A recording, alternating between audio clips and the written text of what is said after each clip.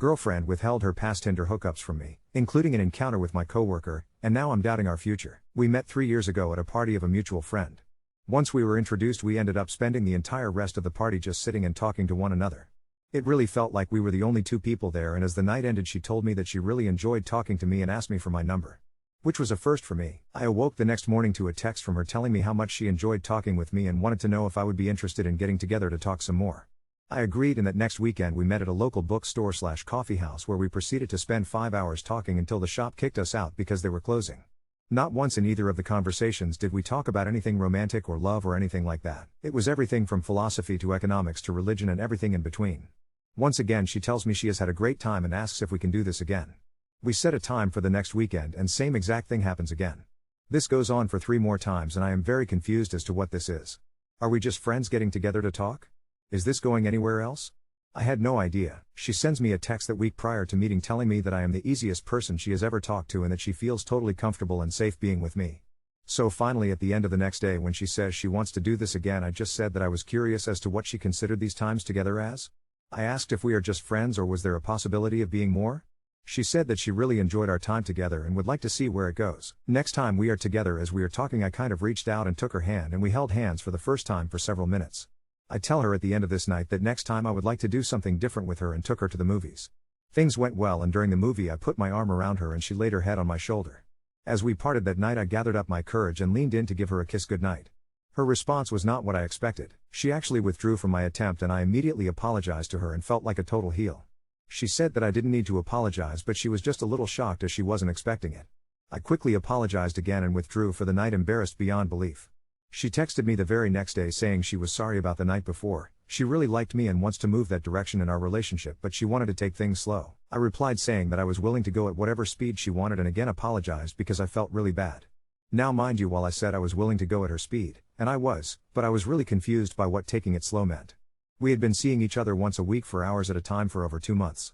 But being very inexperienced in the relationship game, only had a GF in high school and went out on dates in college but mostly as friends and nothing ever lasted. I just thought I would let her take the lead. We went out 2 more times and then at the beginning of our next date she actually greeted me with a kiss. From there our relationship advanced at what I consider a normal pace. A year and a half later we were living together and everything was going great. That is until 2 weeks ago she had to pick me up at my work because my car was in the shop. She pulled up and was sitting in the car and one of my coworkers who I'm friendly with came out with me, as he was leaving at the same time. I introduced them from a distance but clearly within view of each other. They waved hello and we left. The next day I came back and he said he wanted to make sure there wasn't going to be a problem between the 2 of us. I asked him why would there be and he said she didn't say anything to you. I said she did not and he said well it was a couple of years ago so she may not even remember him, and then he proceeds to tell me that they matched up on Tinder and would hook up with each other, and it went on for a few months before B started dating his current girlfriend. I told him that it might have been a different person and he then proceeds to show me her Tinder profile. I've never used the site before so I wasn't sure how to look at anything, but he said it does not look like she is active on there now and hasn't been for a while. But the fact of the matter was that for sure it was her, and to make matters worse, I didn't tell him this, but the time frame that he was saying was also some of the same time we were together in the beginning. The times I was rebuked for leaning in for a kiss and quit possibly even after this. He could tell this was bothering me and he apologized but said that I needed to know that they were never dating or anything, it was just getting together to have sex, as though I was supposed to be okay with that. He didn't want to say much else, but he said that I should know that he knows for a fact that he wasn't the only one. Needless to say, this all upset me greatly, but I didn't know what to do or how to handle this. It was eating away at me and I did something I probably shouldn't have done, but we share an Outlook calendar and have for over a year so that we can plan our events. While she was gone I looked at her laptop and found her Outlook, which was nothing more than what we shared. However, I noticed she had a separate calendar and it was not password protected. I went back on her calendar, even though I knew it was wrong, and sure as shit there was his first name, and yes, for fact some of those dates were after we were already past the getting to know you stage. But wait, there's more. Not only was his name there, but there were several other guys' names. There were weeks where she had a different name on every day of the week and twice had 2 names on weekend days. What made me the sickest of all though was looking at the weeks where we were early on in our relationship when I had to basically be afraid to hold her hand, that she was meeting with other guys that week and even one time earlier in the day when we met. How do I know this, you might ask? My name was on there as well. Now it does appear that about 5 months after we started dating the names mostly stopped, and by a year and there were no more names. But what really sucks is that one guy's name is on there more than others, and this is a guy who she has brought to our house on more than one occasion and introduced us. She has never once told me that they were ever sexual partners. In fact, that is what kind of pisses me off about all of this. Frankly, if I didn't know any of this I would tell you she was a prude. Sex is very vanilla and I always have to initiate it. However, she just told me not more than a month ago that she feels like I'm her soulmate and she loves me with all of her heart. This is causing me a lot of pain, to be honest. I don't think I can live with this. The fact that I had to wait for months to even kiss and hold hands while all along she was getting sex from a variety of people makes me feel like absolute shit. The fact that I honestly was beating myself up after trying for a kiss really pisses me off. Then there is a part of me that says I'm not good enough. Sure, she may enjoy my personality or whatever, but obviously I am not attractive enough for her to want to be with me early on. Really bothers me. I mean, it would be one thing if she did all of this before we met, but there are names marked clearly after we were involved just before we moved in together. Including the guy I work with. I have yet to confront her. I don't know what I'm going to do or say. There is a very large part of me that just wants out of this. I feel like she is not the person she portrayed herself to be. Oh, believe me, she is a very judgmental person and has tons of opinions and comes across as holier than thou even though she is not religious per se. Has anyone else ever had to deal with this? Update 1. After thinking about this a lot, I decided that if everything was true, I didn't believe I could live with it. From my point of view, not only did it change the entire basically first year of our relationship, it fundamentally changed who I thought she was. I mean, we can all have different ways we react around people, but there are some things you can't just be one way one day and one way another day. But after reading some of the replies to my first post, I agreed with a couple of things. 1. Just because the names were there, it doesn't necessarily mean she was sleeping with or even dating those guys. As was said, my name was in there and we sure as hell weren't having sex during a lot of these times. 2. Leaving without at least giving her a chance to explain things seemed wrong as well. Which led to the dilemma I faced: how do I tell her I know about all of these names? As a reminder, I snooped. I certainly could just tell her about my coworker, but how would I know about all of the other names? So I just basically decided to tell her about the coworker and see what happened from there. This was the most unpleasant conversation I've ever had. Because on top of everything, the GF I've had has been great. We've never fought or had even a hint of disagreement or betrayal. I love who I thought she was. So I couldn't just bail without at least talking about it. She acted like she didn't know my coworker. She acted like she was shocked he would say this and said honestly she didn't remember him. At first I was buying everything she was selling because I wanted to and also because she was very convincing. However, I showed her the Tinder profile and she started to get a little defensive. She said yes, she had Tinder at one time but hasn't been on it for years, which according to my coworker was true. So I was going to drop it and just go on, but at the last minute I said to her, "He told me the dates you went out and how it crossed times with when you and I were together." To which she said he was lying because it ended well before we became a couple. That's when I knew she was lying. She had told me that she didn't recognize him, but when confronted with timeline she now claimed to know him and said timeline was wrong. When I pointed out her logical flaw to her, she became frustrated and started crying. My initial response was to comfort her, but midway through doing that I decided that she might very well be doing this to manipulate me and said that while I was there for her I wanted to know the truth, and this is where I sort of lied to her. I told her he provided me with in-depth timeline and showed me dates on his calendar. She said she honestly did not know when, but she thought it was over before we became a couple. This is when I made my mistake of asking when did she consider us a couple. She said she considered us a couple when we moved in together. Let me remind everyone, we were seeing each other for almost 2 years before we moved in together. So I asked her during that time frame if she had dated anyone else. She was emphatic that she didn't date anyone at all. So I know it was crude, but I just came out and said okay, maybe not date anyone, but did you have sex with anyone? She didn't answer me and I knew my answer.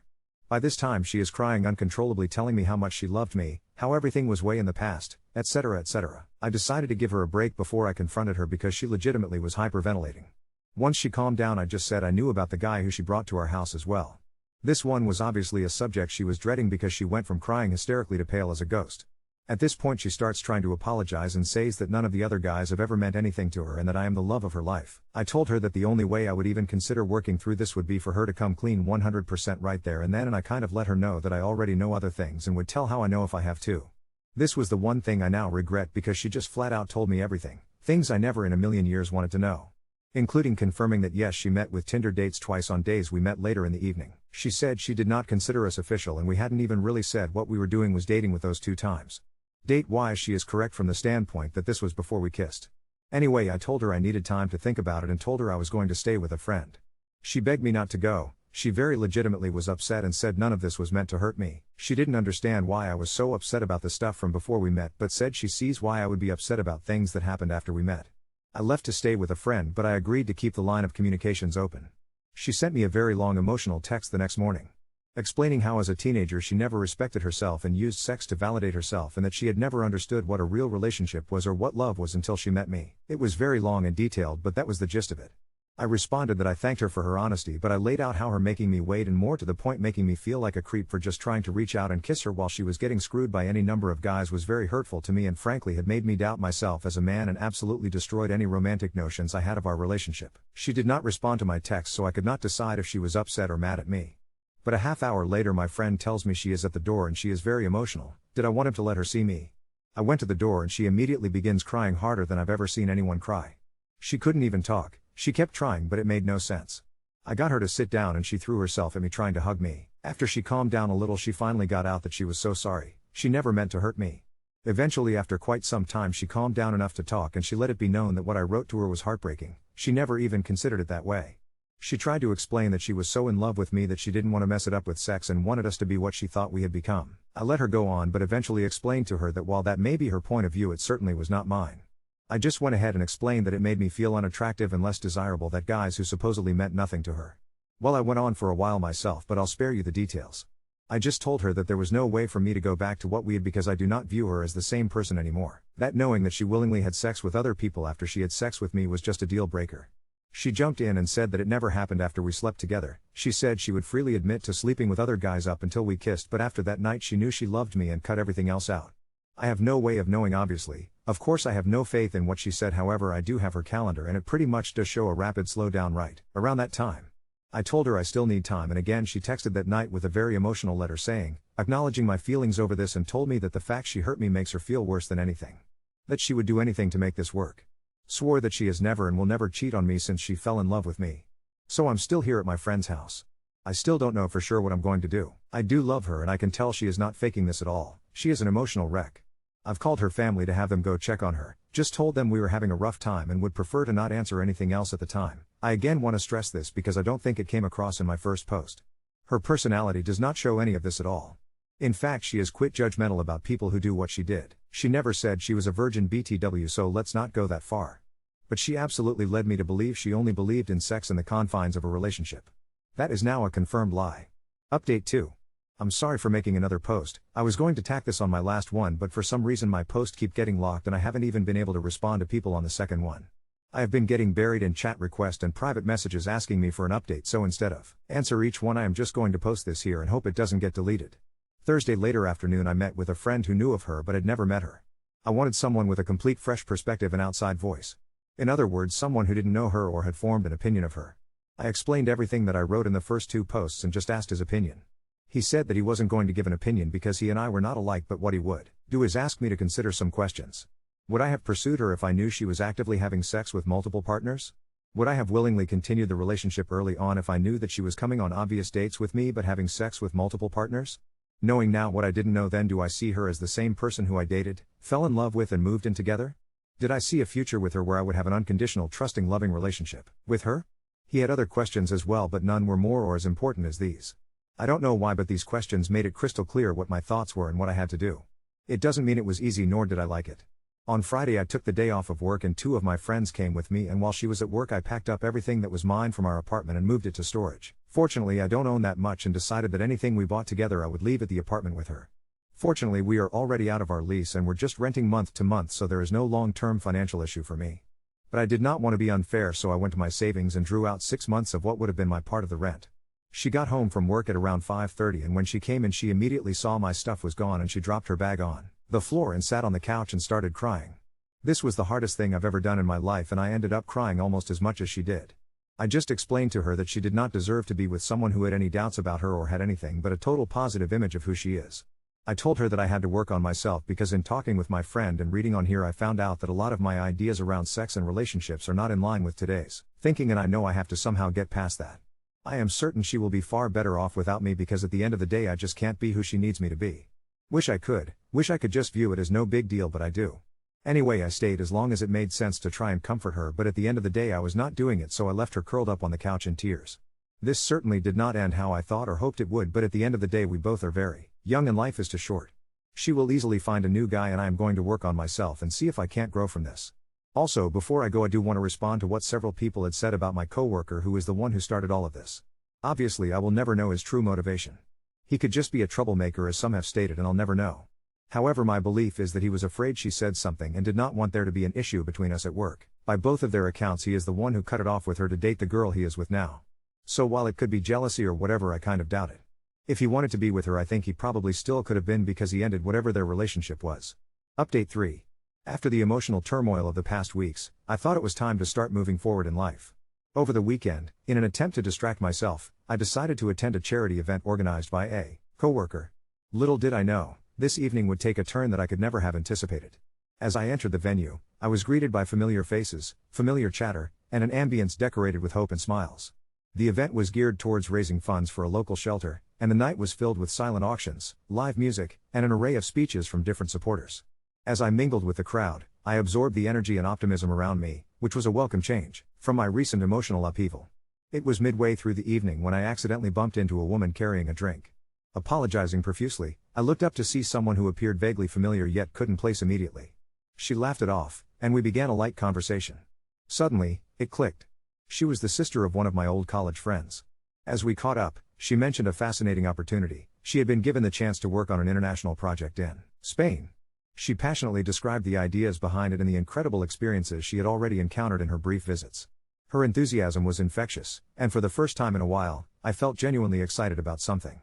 With an undeniable rapport forming, she then mentioned something that left me stunned. During our conversation, she revealed she'd attended a workshop where my ex-girlfriend happened to be a guest speaker a few months prior. It turned out that my ex had begun volunteering at a youth empowerment program, guiding young adults through their personal struggles and empowering them to find their voices. This revelation hit me hard yet oddly comforted me. While our relationship had ended on turbulent terms, it was heartwarming to hear she was doing something so selfless and impactful. It was long past time for me to harbor bitterness for her past actions when she seemed to be evolving into someone potentially different, better. Continuing my chat with my college friend's sister, we also discussed the recent changes both of us were navigating. She shared her fears and aspirations, and for the first time in weeks, someone was seeing a version of me untethered to my past relationship. It was refreshing, as was our shared desire for new beginnings. As the night wound down, we exchanged numbers, promising to keep in touch regardless of where life took us. That tiny piece of paper felt like a small breadcrumb path leading to an adventure I had yet to discover. Back home, the echoes of the night played in my mind. Would I go to Spain, follow this fresh connection, or perhaps turn this newfound understanding of my ex into a lesson in forgiveness and growth? I didn't have the answers yet, but for the first time in a long time, the unknown didn't seem as daunting. They felt like possibilities. Life had thrown the kind of unexpected twists that could not have been scripted, and maybe, just maybe, that's what made it all so strangely beautiful, the chaotic, unpredictable tapestry woven by human connections and serendipity. As I drifted off to sleep, it was with a lingering sense of peace, knowing that whatever happened next, I was finally open to the unexpected beauty of life once more. In the wake of the charity event, I found myself pondering the multitude of possibilities life was now presenting. Invigorated by fresh perspectives and a newfound openness, I decided to explore avenues I'd previously never considered. I began with something simple, reaching out to old friends, expanding my social circle, and seeking new experiences. This shift in focus was met with encouragement from friends and colleagues. One afternoon, while browsing through my phone, I stumbled across a text from my college friend's sister, Natalie. Her message was casual yet inviting, suggesting we meet up for coffee to discuss my interest in the Spain project and generally to continue where our conversation had left off. I agreed, feeling both excited and nervous. Our coffee meetup was a testament to the instant connection we had. We exchanged stories over our steaming cups, diving deep into our hopes, fears, and the junctures life had brought us to. Natalie was animated, fiercely passionate, and unapologetically honest about the challenges she faced and how they defined her resilience. As we talked, Natalie encouraged me to visit Spain, even if just for a short stint, insisting it was the kind of experience that could reshape anyone's perspective. She even offered to connect me with her project leaders to further discuss potential involvement, should I choose to take that leap. Our conversation meandered from personal growth into larger discussions about identity, societal norms, and how past relationships shape our perceptions of self-worth. Natalie shared her own story of a transformative breakup that had led her to the international project in the first place. Her story resonated with me, and for the first time, I found myself reflecting on my past not with anger or regret, but with a curious sense of closure. It was as if seeing the way forward through her eyes helped illuminate my own path in the shadowed corners of my heart. I asked Natalie if she ever felt second thoughts about her choices. Her reply was simple yet profound: every road I didn't take led me right to where I am, and for that, I hold no regrets. Leaving the cafe that day, her words echoed in my mind. They gave me the courage to embrace my own decisions and see them as part of a journey yet to be fully understood. If Natalie had found her peace and purpose amidst the chaos of past heartbreaks, perhaps there was hope for me too. The days following our meeting were filled with persistent thoughts of Spain, self-reflection, and exciting exchanges with Natalie. Her openness about transformation and self-discovery prompted me to research more about the project and the broader cultural fabric of Spain, which fascinated me deeply.